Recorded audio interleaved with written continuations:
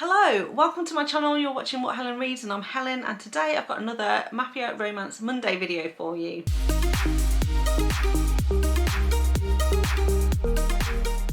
Now I've made a switch in my schedule just for this month only because I am away next weekend. I'm travelling up to Scotland to see family. My husband is Scottish, so we're going up to see his family, and then straight after that I'm going away on another work trip. So I won't be around at the end of February, early March to record my end of February reading wrap up, and therefore what I thought I'd do is I'd pre-record my Mafia Romance Monday video, bring it forward, so this will land the first Monday of March, and then the second Monday of March I'll be back in time to do my February wrap up. So that is a switch that I'm making this month, hopefully for 1 month only. So what I thought we'd talk about today is Captor, captive Mafia romances, and I have got 10 recommendations to share with you today. So the first one I wanted to recommend is Captured by a Sinner by Michelle Hurd, and this one is book 5 in the Sinner series. It's book 5 and the last one actually in that particular series.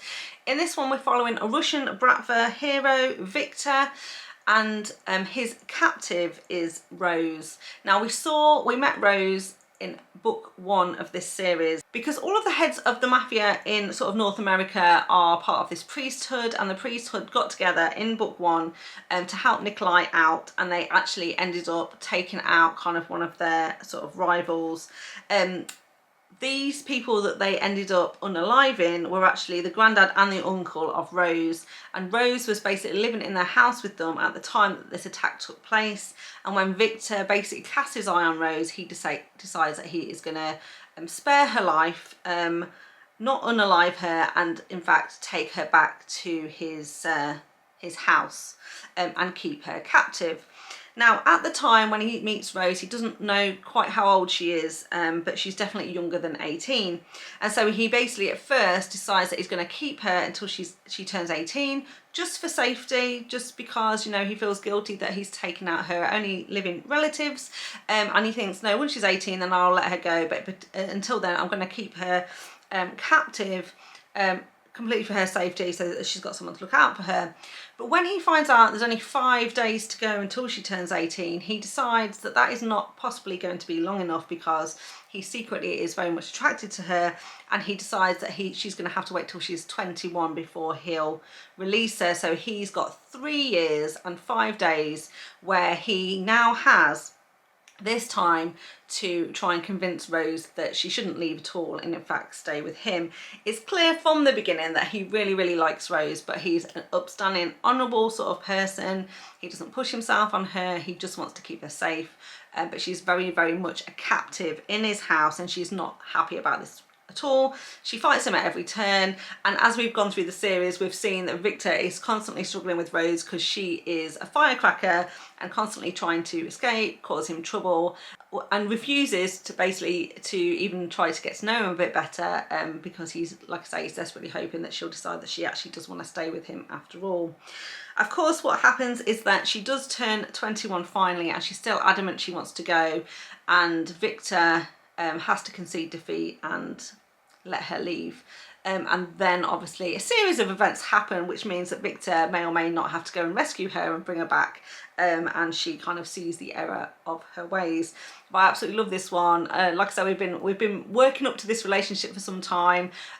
Throughout the series I was always like, poor Victor, he just wants Rose to like him, and finally he gets his greatest wish finally in this final book of the series, so would highly recommend. The next one then is Deviant Hacker by Maggie Cole, and this is actually happens to be book 9 in the Mafia Wars series. And in this one we are following Declan O'Malley. He's part of the Irish Mafia family, and Simona. Now Declan is sort of our IT computer genius.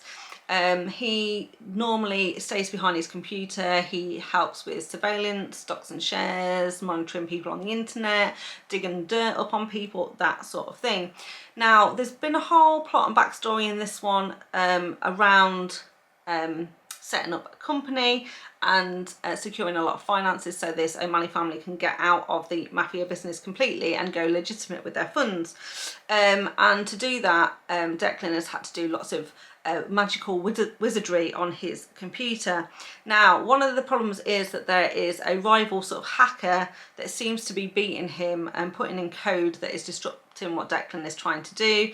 And he has been desperately trying to figure out who this person is, who this hacker is, why they are trying to block him, and he absolutely assumes, of course, that it's a man. But when he finally tracks his hacker down, he breaks into the hacker's apartment and he takes them captive, and it's only when he gets them back to his house. In fact, he has modified his basement, so it's a specially modified basement where he can keep someone captive. When he finally gets back there, he realises actually the person that he's taken is in fact a woman, and it's our heroine, Simona. But still, he's absolutely livid, enraged, and during her captivity, he tries to extract information from her about who she's working for, why she's doing it, and yeah, and their relationship kind of goes from there. Then I've got Vengeance by Rebecca Gannon, and this one is an Italian mafia romance. It's book 3 in the Cafano crime family series, and in this one we're following Angela and Luca. So Luca is one of the Cafano family brothers. In sort of books sort of 1 and 2, their father, who is the head of the family, is kind of killed. And they know who's done it, and in fact it's Angela's sort of father that is responsible. And so they have this plot where they kind of break into the father, Angela's sort of house, to take out the father, extract their revenge. And as they're going through the house, killing his men, killing him, of course they come across Angela in her bedroom, and Luca decides that he is going to take Angela with him. Now at first it's to be used as leverage against her father because he manages to escape and they don't actually get him, but very quickly he starts to realise that he actually has feelings for Angela, so their relationship kind of goes from there. But very much at first this is a captive story, because he's going to keep her hostage at ransom basically, to get one over on her dad. But it's not long before he realises that she hates her father just as much as he hates him, and so maybe they can work together to bring him down. So then after that I've got King's Hostage by Piper Stone. Now Piper Stone does write a lot of mafia romances, but actually they're mainly sort of erotic romances, and the main point of these stories is the erotic scenes rather than the backstory. However, I think she does a really good job of weaving in a really good sort of like plot to some of these and a backstory to some of these, but just wanted to give you a heads up that this is more sex driven romance rather than an actual story driven sort of romance. This one that I'm recommending, King's Hostage, like I say, is book 2 in the Merciless Kings series, and the Merciless Kings is kind of like this family of kind of mafia criminal men. Now the hero in this one is Michael. He is one of the he's part of the King family. He is actually a single father because his wife was unfortunately killed by some of his enemies, and he has 2 young children. And that's where we meet Danielle, who is the main female character in the story. She happens to be the children's teacher, and she has called Michael in to school because she's concerned about the children's behaviour. They're starting to pick on other kids in the school and that sort of thing. So she asked Michael to the school to have a word with him. Thing is, she doesn't actually know who he is or who his family are, but while he goes to the school to have this word with the teacher, another assassination attempt on Michael himself happens. Danielle does in fact kind of save him and prevent him from getting shot, so that Michael has a chance to get away, but she's also kind of injured in the attack. And Michael then decides that he is going to take her captive, and in fact takes her to a Swiss chalet for safekeeping for a couple of reasons. One, he now realises that he's in danger because an assassin has been sent after him, and he wants to make sure his kids are safe as well, so they go to the Swiss chalet while his brothers kind of figure out what's going on and then remove the danger from their lives. But not only that, but he kind of suspects that Danielle may have had something to do with his assassination attempt. He's highly suspicious that she called him to school and that the assassination attempt took place while she was meeting with him. So he thinks in some way that she set him up. But also he needs a teacher to look after his kids, and his kids get on really, really well with Danielle, and so he thinks this is kind of like the perfect trifecta to take the teacher with him. She can kind of act as a babysitter for the kids while they're sorting everything out, but also he can take his opportunity then to use his sexual prowess to interrogate her and find out the answers that he seeks, and kind of that's how that story goes. Then another author that I recommend quite frequently, and I've recommended this book before as well, Her Cartel Daddy by Bianca. This one is book 4 in the New York Mafia Don series. Also another sort of book that is kind of more towards an erotic romance side than an actual plot driven side, but I really like Bianca Cole's writing and some of these mafia worlds that she's built. This particular one, as the name suggests, is a cartel romance. So the main character in this one is from Mexico, Dante, and it's also includes some daddy kink in here as well, but only a small amount. It's not like too much, it's not like really overly done. And then the main female character in this one is a lady called Violet. Now essentially what's happened is Dante is head of this cartel, but he also is a musician, and for a bit of fun, to let his hair down after a hard day, he likes to play in a band. And the heroine in this one, Violet, she is actually a bartender at the bar where this Dante plays sort of every Friday night. And for the last 2 years she has been slowly fallen in love with Dante because she loves his singing, she loves the band, and she looks forward to Friday nights when he's going to be there. And they've had some sort of flirting before, you know, after he's done his set or whatever, he'll come over and get a drink and they'll have a bit of a banter, a bit of flirting at the bar, but he's never taken it any further than that because he obviously doesn't want to drag her into his life because he is ultimately a bad person.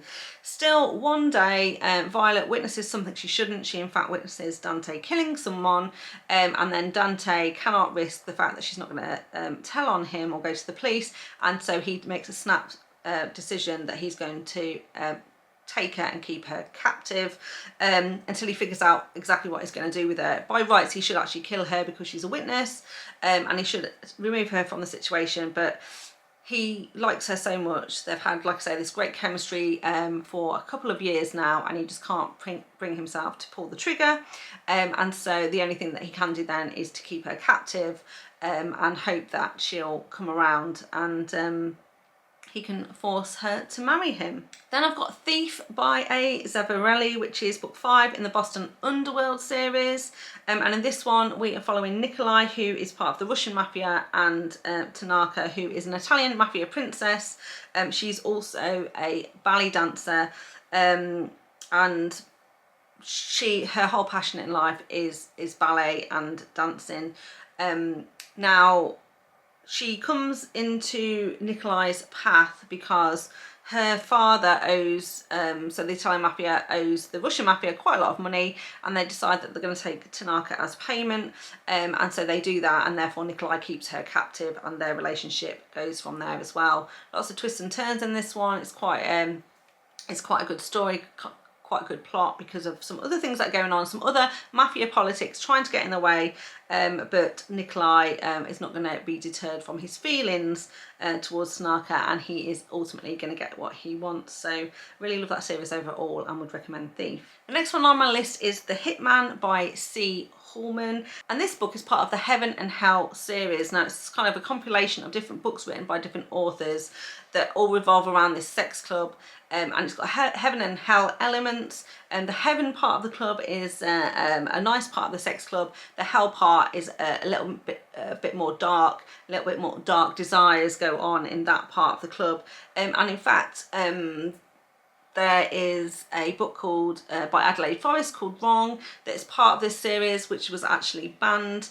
And then San Mariano did another one called Descent, which is in this one. I'm surprised that's not banned as well, but it is still available to download on Amazon. So there is some quite interesting stories in this series as a whole, but this one specifically is the Hitman, who is a hitman, as the title suggests, for a Mafia family.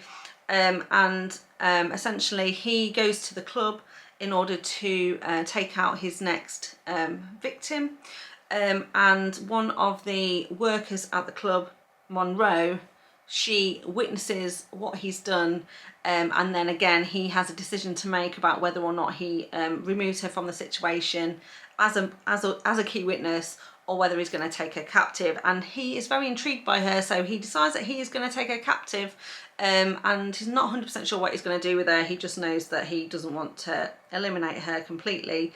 Again, this is another sort of erotic sort of romance story, and there are some very dark sexual fantasies that this guy has, including drugging our heroine. So please make sure you read your trigger warnings for that one before you pick it up. So the next one then is Savage Hearts by JT Geissinger, and this is book 3 in the Queens and Monsters series. And in this one we're following Mal, who is part of the Russian mafia actually in Moscow, and Riley, who happens to be the sister of Sloane, who's a character we saw in a previous book. Now what happens in this one is that Mal is seeking revenge on Declan, a guy we've seen in the previous 2 books as well. Mal absolutely wants to take his revenge and is sent to eliminate Declan.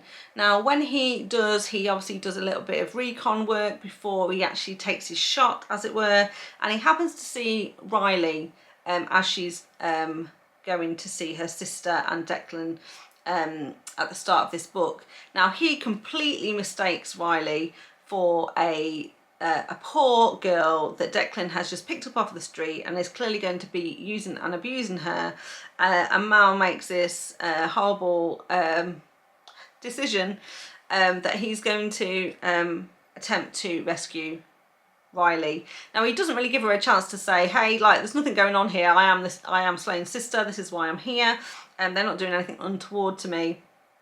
But he kind of starts to do a bit of meddling, and then they realise that Mal is coming after them, so they get Spider, who is the hero from book 4, to kind of like bodyguard Riley. Still, Mal will not be deterred. He is a bit of a ghost. He can slip out in and out of any situation and always gets his target, and so it's no surprise when basically he goes in to kidnap Riley.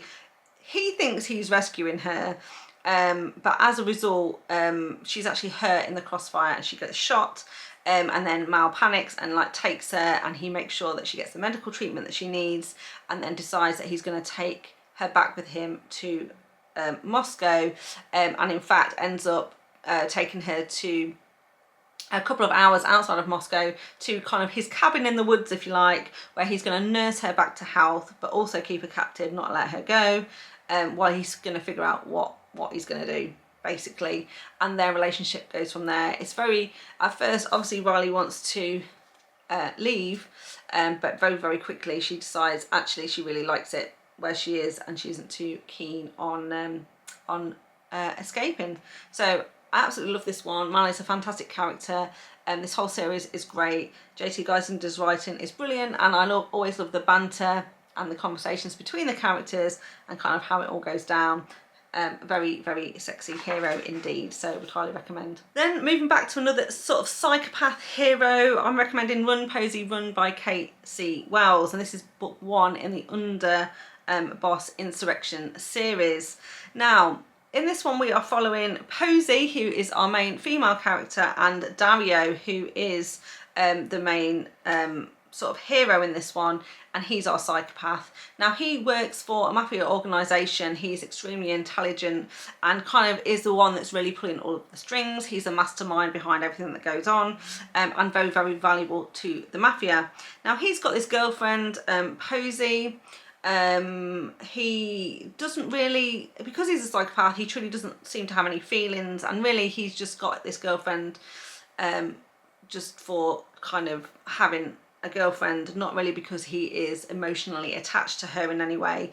He also really likes her because she's actually very, very intelligent. So she is super hot, really, really attractive girl, but also very, very intelligent, and he really enjoys playing chess with her, of all things. Now, Posy really, really likes Dario, and in the first part of this book, she is really in love with Dario. She tries everything she can to make him fall in love with her.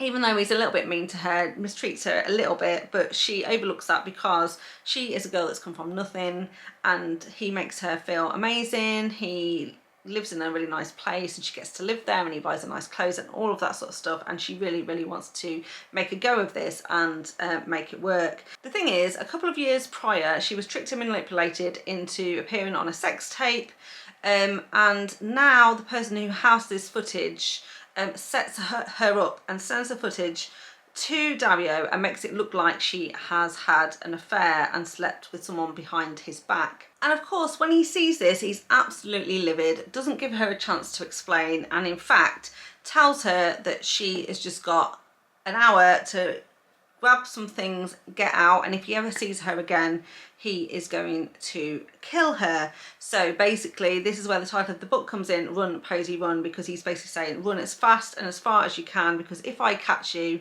that is it. I am absolutely livid. And she is super upset, but she takes him at his word and she basically runs off. Now, it's not too long before Dario realises this is all a big setup, this has not happened, and now he's starting to realise that he actually really misses Posy, and he starts to realise that maybe he did have feelings for her after all, and that he's made a terrible mistake sending her away. So then, what does any good psychopath mafia hero do? He basically decides he's going to absolutely chase after her, track her down, and drag her back, literally, to where he lives. And now keeps her captive and won't let her escape because he's realised that he absolutely wants her and he's not going to let anyone else have her, and she has to stay with him. Of course, the love that she felt for him has turned very much to fear.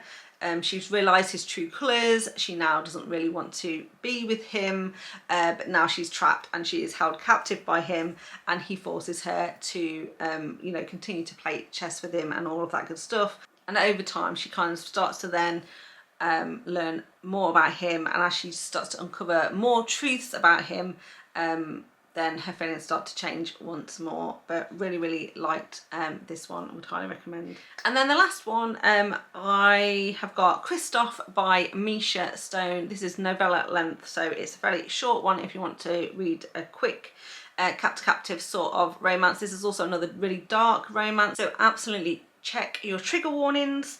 And essentially we are following Magdalena and Kristoff. Now Kristoff again is part of a mafia organisation. It's a very, very bad one. They also operate a sex trafficking ring, and it's Kristoff's responsibility to train the people that they kidnap, and then once they're fully trained, they are then sold to the highest bidder and moved on. And Magdalena is a journalist. She is trying to figure out what's going on, to expose this mafia group of what's happening, and of course she gets a little bit too close, is in the wrong place at the wrong time, and ends up being taken herself and put under Kristoff's care as her trainer. Now Kristoff is the son of the head of this mafia. He is very, very hard. He has never fallen for a captive before, but it isn't too long before he starts to develop feelings for Magdalena, and that puts him in a very, very difficult position indeed.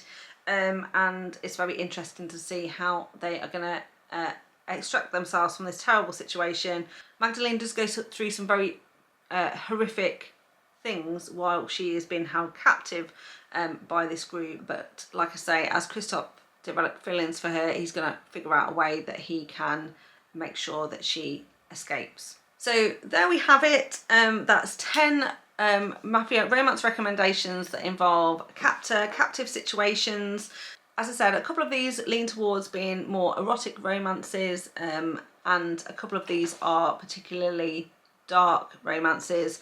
So I have flagged those as I've gone through. So please, as always, I just recommend that you check your trigger warnings before you read any of these. But hopefully I've recommended a good variety so that you can feel confident to pick a couple of these within your comfort level, and I hope you enjoy. So as always, I want to say thank you very much for watching. If you made it this far, I really do appreciate it. If you liked it, please give me a thumbs up, and remember to subscribe to the channel if you want to see more content from me. So I hope to see you soon. So there we have it, that's 10 recommendations for So there we have it, that's 10 Mafia So there we go, that is 10 Mafia Romance recommendations. So absolutely check. It's actually one of my favourites in the series. I say that, but I love them all. The kind of the Mafia Alliance, it's called the Priesthood. I pinned my hair up because that little bit that was flapping down was really annoying me. So anyway, you don't care about that. So here we go. Hello, welcome back to my channel. Hello, welcome to my channel. You're watching What Helen Reads, and I'm Helen, and today I've got another Mafia. Hello, welcome back. Oh, why am I not coming back? Right,